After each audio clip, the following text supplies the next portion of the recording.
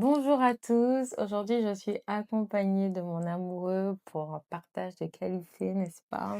Effectivement, je suis là, je fais partie de la vidéo. Bonjour tout le monde. Oui, alors la Bible regorge de trésors et quelle que soit la circonstance, quel que soit ce qu'on traverse, la Bible a une parole dite à propos Mhm. pour le deuil, pour la joie, pour les naissances, quel que Pour soit ce que tout. vous Mm. traversez. Et cette vidéo-là, aujourd'hui, c'est un partage relatif à ce qu'on a vécu, ce qu'on a traversé, donc la perte de notre premier fils.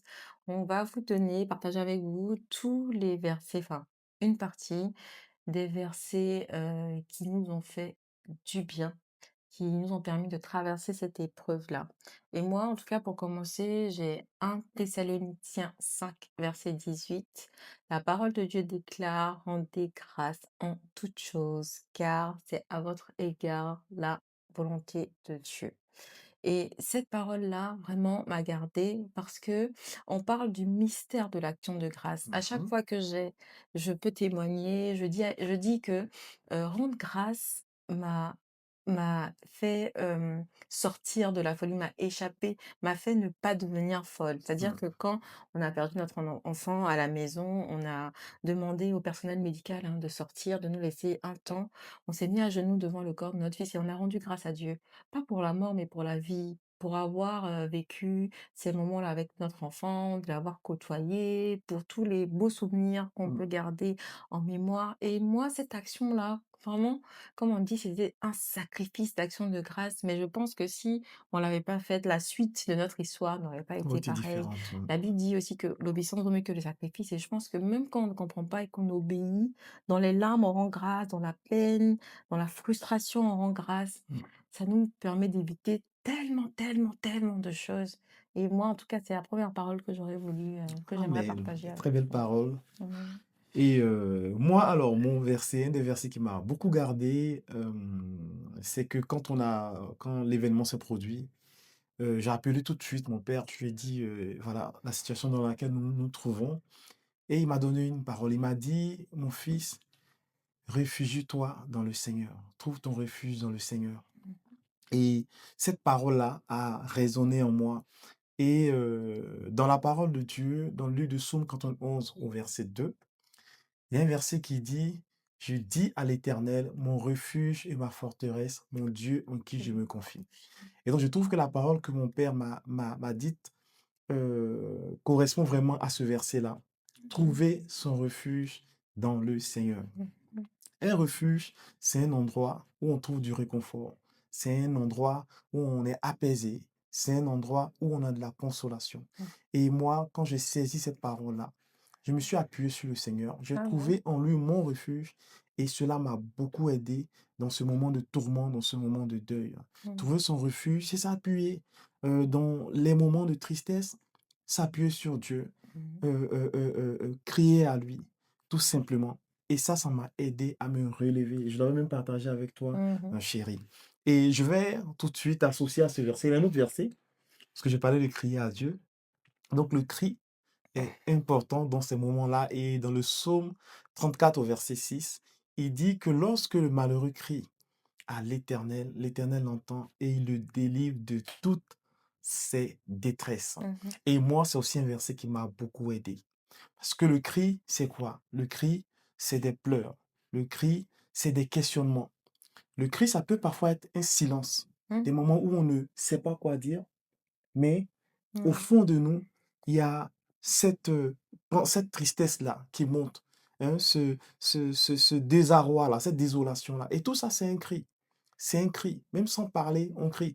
Vous savez, souvent, on dit que les personnes qui sont en dépression, qui dépriment, elles ne parlent pas, mais intérieurement, il y a quelque chose qui se passe. Et moi, le cri à Dieu, ça a été adresser des prières, ça a été des soupirs, ça a été parfois des pleurs sur Ouais. la couchette, pleurer. Et je crois vraiment que Dieu a entendu ces cris-là. Parce que dans la suite du verset, il dit qu'il nous délivre de toutes nos Amen. détresses. Et moi, j'ai senti cette délivrance-là, j'ai senti cette consolation. Et ça m'a permis d'aller mieux, de me relever de cette situation de deuil-là. Amen. Mm. Amen. Romains 8, versets 38 à 39. Rien, absolument rien, ne pourra me séparer de l'amour de Dieu manifesté en Amen. Jésus-Christ.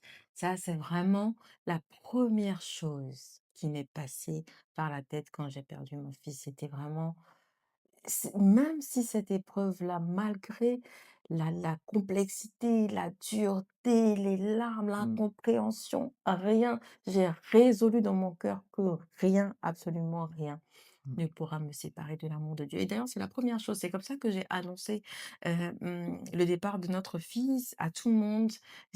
Avec ce verset-là, j'ai dit rien ne pourra me séparer de l'amour de Jésus manifesté en Jésus, de Dieu Manifesté manifesté en en Jésus. Jésus-Christ. Amen. Même pas ton départ, mon fils.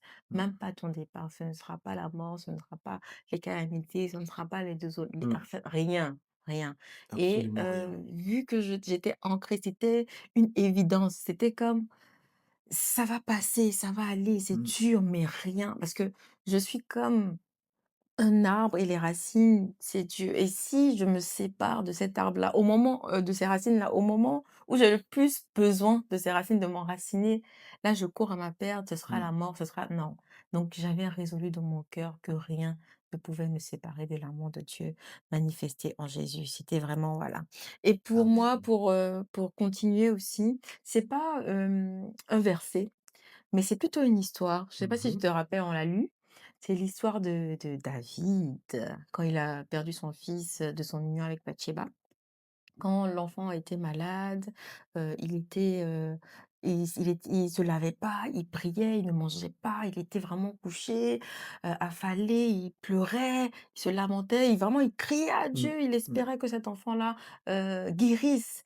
Mais la suite, de l'histoire nous dit que Que l'enfant l'enfant est est parti. parti, il est Mmh. décédé et l'attitude de David à ce moment-là n'a pas été ce que, enfin, des On personnes, attendait. Mmh. aurait attendu, c'est qu'il s'est levé, il s'est lavé, il s'est parfumé, il a mangé et il a recommencé sa vie.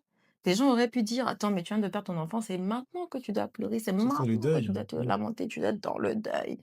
Mais non, David a choisi de, lever la tête, faire confiance à Dieu et avancer. Il a dit: «Ce n'est pas mon enfant qui viendra Vers moi. vers moi, mais c'est moi un jour qui partirai vers lui. Donc moi, pour le temps qui me reste à vivre, ben, je vis, je me lève». Et c'est vraiment ça c'est ça qui a été notre attitude. Je sais que souvent on n'a pas été compris, on a dit: «Ah oui, mais elle, elle est bien apprêtée, elle pleure pas pour quelqu'un qui vient de perdre son enfant, c'est très compliqué». Mais s'appuyant sur la parole de Dieu, l'histoire de David nous montre qu'il y a un temps pour tout. Mmh. Il y a un temps Absolument. pour chaque chose, un temps pour pleurer, un temps pour se lever. Alors prenez le temps qu'il vous faut pour pleurer, mais une fois que ce temps-là est passé, levez-vous, Et avancer. digne, avancez, vivez de la meilleure manière, pour votre enfant qui est parti, vraiment. Amen. Amen, amen. Mmh. Et moi, je terminerai avec un autre verset. Et c'est le verset de Proverbe 17 au verset 17. Et ça te parle forcément. La L'ami vie. aime en tout temps. L'ami aime en tout temps et dans le malheur, il se montre un frère. Et pourquoi j'aime ce verset? Je l'ai aimé, je l'aime encore. D'ailleurs, je l'aime beaucoup parce que c'est un verset qui nous a aidés pour le coup, nous a aidés dans le couple quand on a vécu cette épreuve. Ici, là, ce verset met en évidence la notion d'amitié. Un ami, c'est quelqu'un qui nous comprend. Un ami, c'est quelqu'un à qui on se confie. C'est quelqu'un devant qui on est vrai. Avec qui on est Vulnérable. vrai, on est transparent, on est vulnérable. On Mmh. est vulnérable, où on ne prend pas de masque. Et dans ce temps d'épreuve-là, moi, il m'a fallu à un moment donné retrouver mon ami. Mmh. Pas mon épouse, pas la femme, mais mon ami. Celle avec qui je suis transparent, à qui je peux dire aujourd'hui ça va pas. Mmh. Aujourd'hui, voilà, je suis faible. Celle avec qui je peux, être vulnérable, tout simplement. Et ce verset nous a aidés, on l'a partagé ensemble et finalement, dans des moments où ça n'allait pas peut-être pour l'un ou pour l'autre, c'est ce verset-là nous a aidés. On s'est dit: «Aujourd'hui, ben tiens, aujourd'hui, je veux pas forcément parler à ma femme, mais je veux mon amie.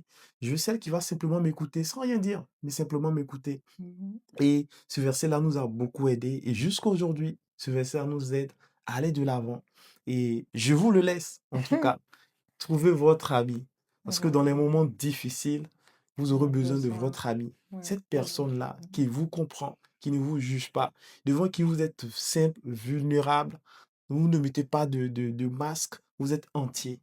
Mmh. Voilà, je vous laisse sur ce verset-là. Oui, c'est vrai que quand on se mariait, on nous disait, «On n'épouse pas son amoureuse, on Tous épouse son ami. son amie». Je Mmh. pense qu'on a bien compris le Ce pourquoi. verset-là, Pourquoi on nous disait ça ça, rappelle on des épouse son choses. mari. Mmh, Alors voilà une partie en tout cas des versets qui nous ont aidés, mmh. quand on traversait, le deuil. Je ne sais pas si vous les connaissez, mettez en commentaire, si vous les connaissez, si ça vous a fait du bien. N'hésitez pas Et aussi, si vous hein, avez aussi, voilà, à des nous versets, n'hésitez pas à nous les partager oui, qu'on n'a pas mis. En tout cas, on vous souhaite beaucoup de courage et que cette vidéo-là vous donne, la paix. et de l'espoir, car il y a toujours de l'espoir. Bye. Aïe.